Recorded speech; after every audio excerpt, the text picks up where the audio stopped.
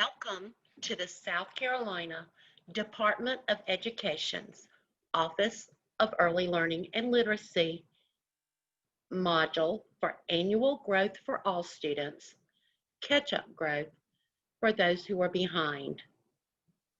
The target audience for this module are district, building, and grade level teams who are structuring the phases of an MTSS system.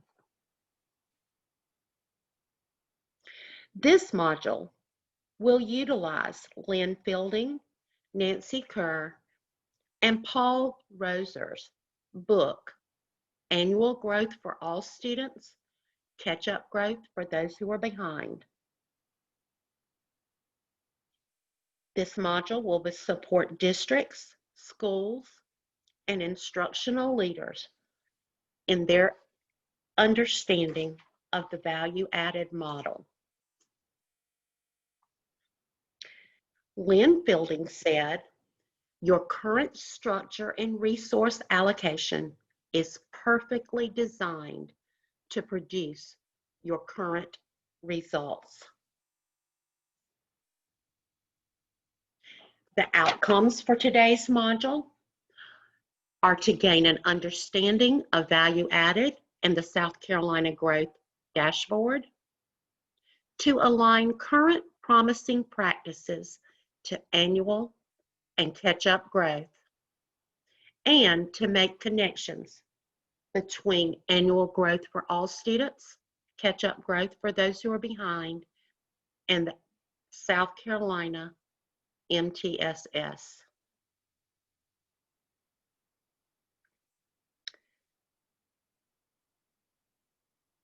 Education Analytics analyzes student assessment data very differently than more traditional systems of simply looking at student achievement.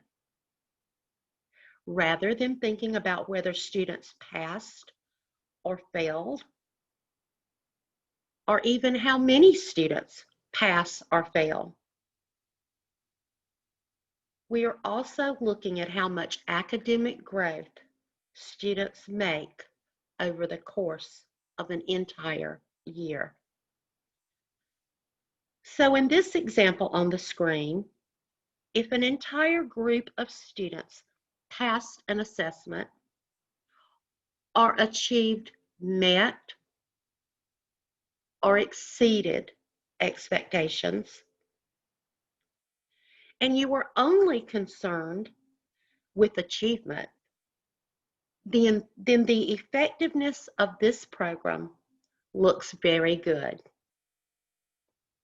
But if we step back and look at where these students entered the school year, they entered academically advanced and compared that to where they finished the school year, which was considerably lower than where they began, then the change over time tells us something very different about the effectiveness of the program.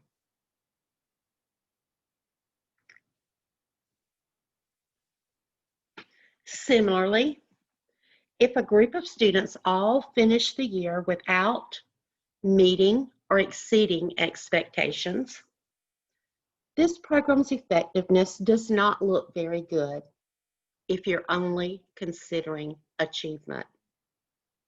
But again, if we step back and look at the bigger picture of where these students started the year academically compared to where they finished, then their change over time actually looks pretty good. Simply looking at student achievement is one way of analyzing data and thinking about how we as educators can continue to help our students succeed. But stepping back and including significantly more information just gives us a much bigger picture. One where we can see how much growth students are making over time. This is powerful information for educators who are striving to make a difference in the lives of their students.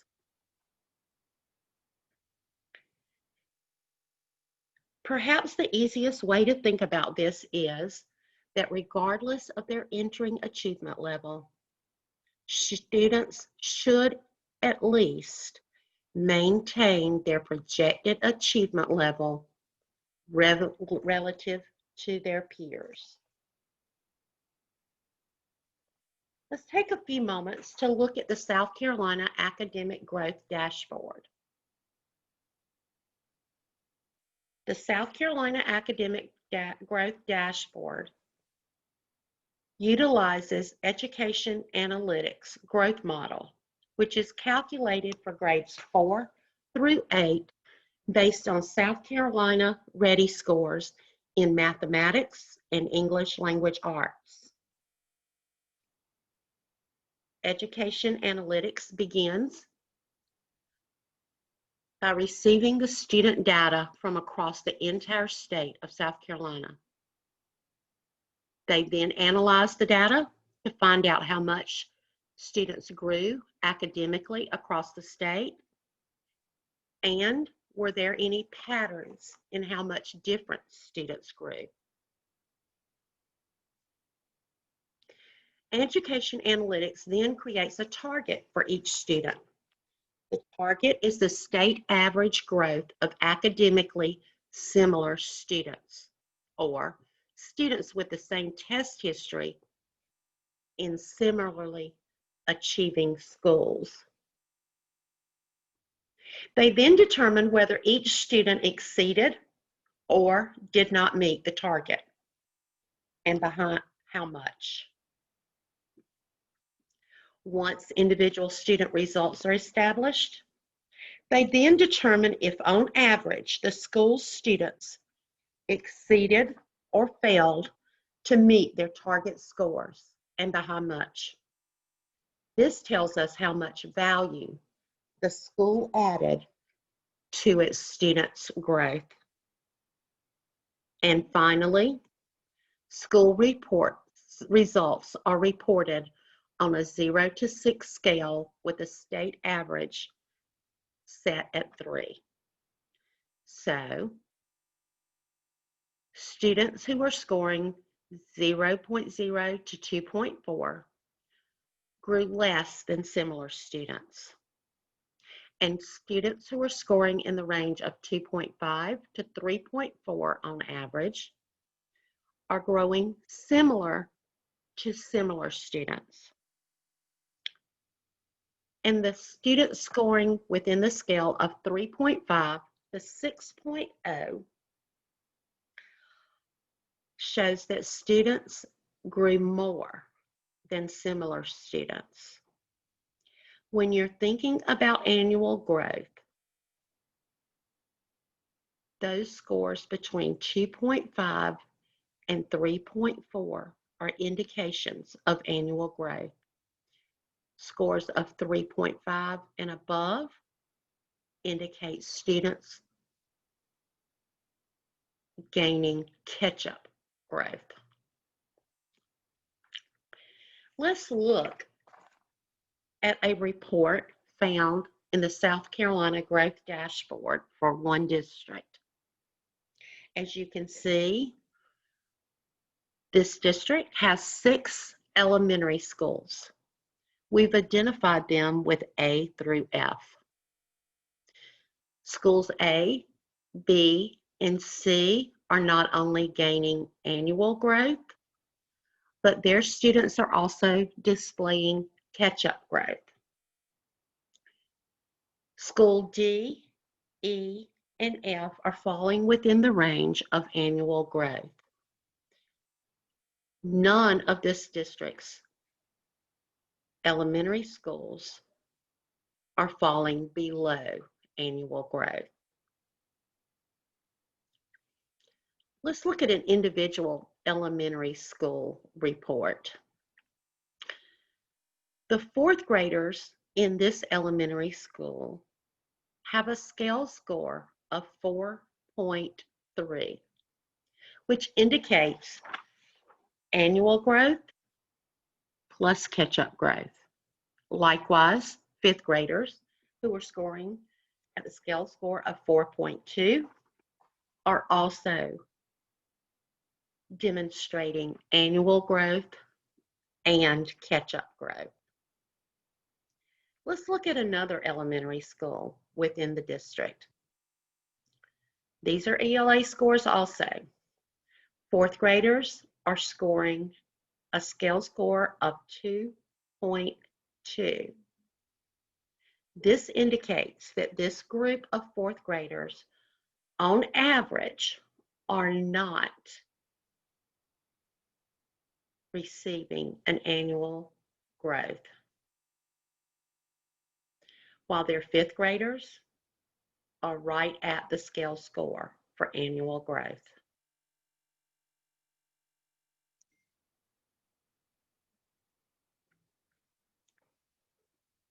Let's look at a school district in Washington State who has been highlighted in our focus book. The Kennewick School District Board of Trustees adopted the goal that 90% of their third graders would read at or above grade level by the end of the third grade in 3 years. How would the Kennewick School Board's goal of 90% of third graders reading at or above grade level in 3 years be received in your schools or districts?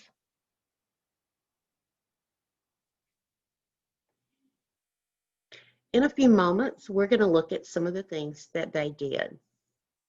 But before that, let's look at their results. In 1995, when the goal was set, 57% of their students were reading at or above grade level. It took 11 years.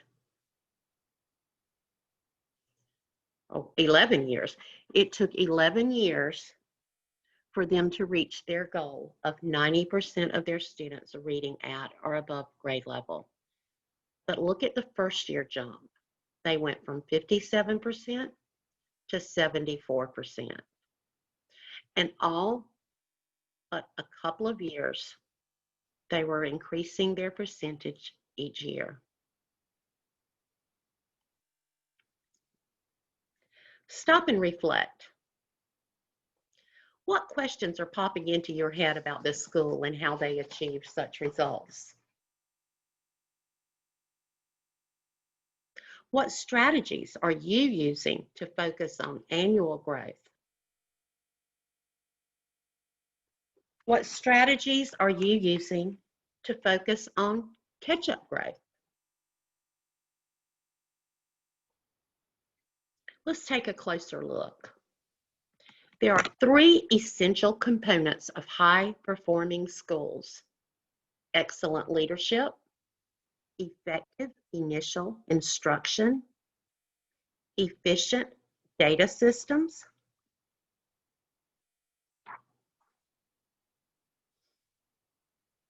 now let's look at principles of targeted accelerated growth. We need diagnostic testing to identify the deficient subskills for lagging students. Not all assessments identify subskills, so we need to look at that. We need proportional increases in direct instructional time.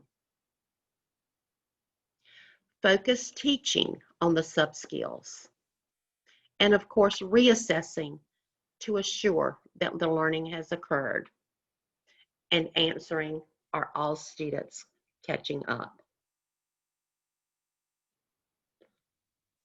Dave Montague, the principal at Washington Elementary School in Kennewick School District, began with these 4 instructional look-fors.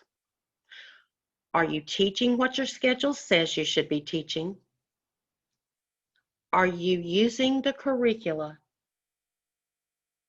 selected by our school?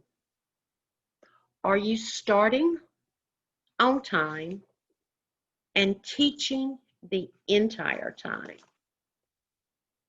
Are all students engaged in what you are teaching all the time? How are our schools doing when we ask ourselves these 4 questions?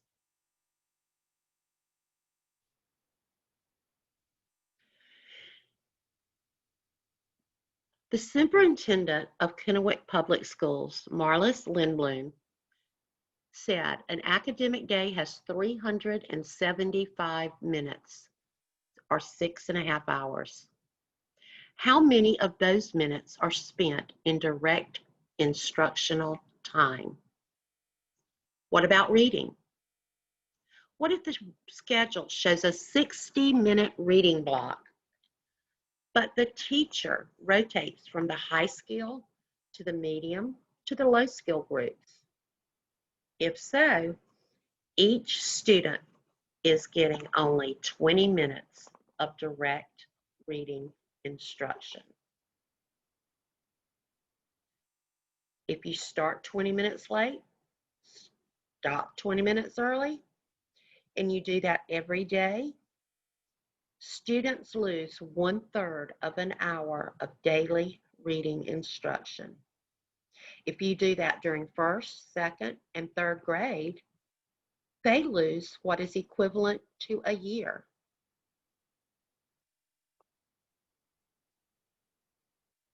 Let's think about direct instruction for a moment. When we're talking about direct instruction, we're talking about the gradual release of responsibility. The 3 parts of that are I do, we do, and you do.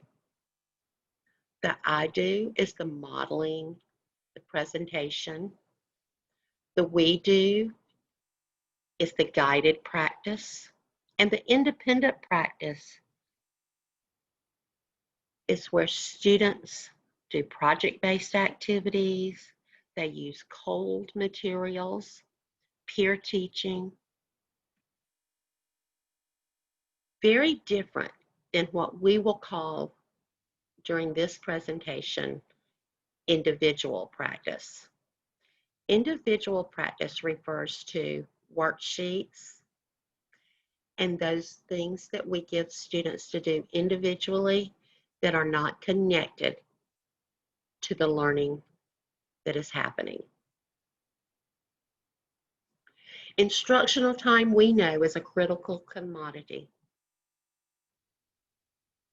But 120 minutes of instructional time assures annual growth for all students. But then there's catch-up growth, and that must happen beyond the 120 minutes of direct instruction.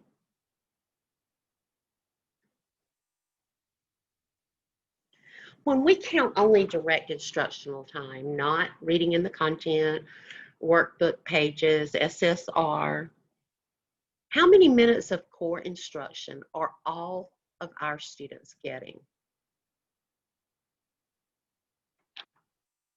How much additional minutes of instruction are our students getting for catch-up growth? We're going to meet a child named Tony. The state standard is 4th grade reading standard is at the 50th percentile. Tony just finished the 2nd grade, scoring in the 12th percentile. We have to ask ourselves, what are we doing to help Tony achieve this goal of 50th percentile by 4th grade?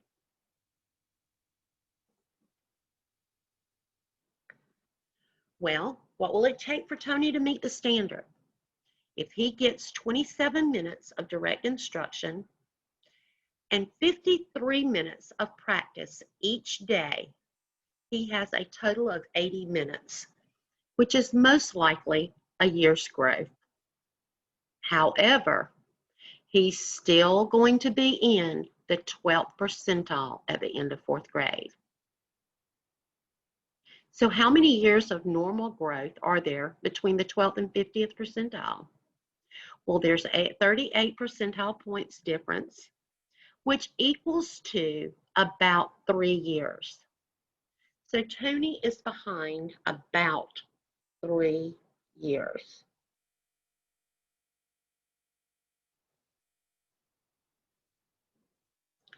So if we convert that percentile data into instructional minutes, Tony must make an annual growth each year in 3rd and 4th grades, and an additional 1.5 years growth each year in each of those grades to meet the standard. So if direct instruction for annual growth is about 80 minutes per day, and direct instruction for catch-up growth is about 120 minutes for a 1.5 years growth, then Tony must have 200 minutes of direct instruction per day during 3rd and 4th grade.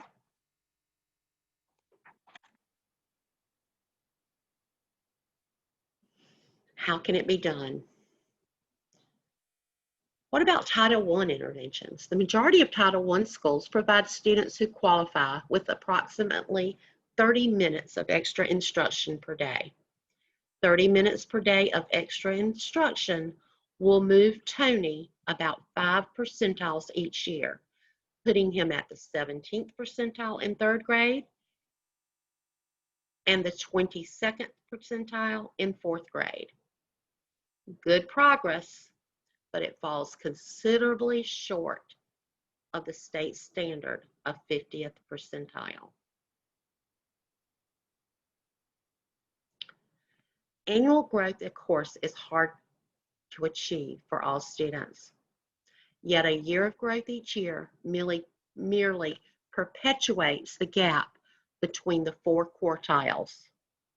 Catch-up growth is required to close the gap.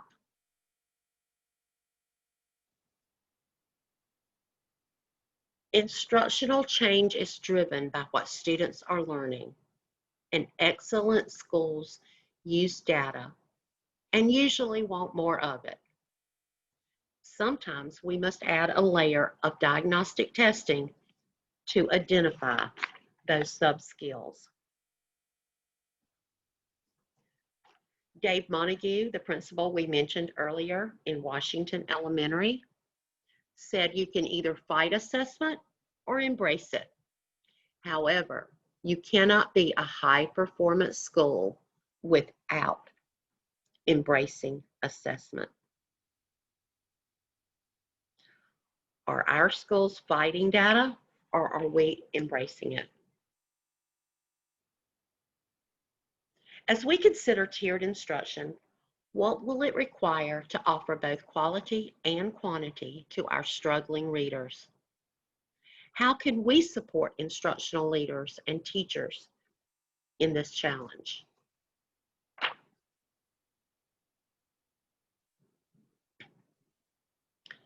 As we finish up our module, let's look again at our success criteria. To gain an understanding of value-added and South Carolina growth dashboard, to align current promising practices to annual growth and catch-up growth, and to make connections between annual growth for all students and catch-up growth for those who are behind, and the South Carolina MTSS. We appreciate you attending this module. Please direct any questions or concern to Wendy Burgess, the Early Learning Team Lead for the Office of Early Learning and Literacy. Thank you again.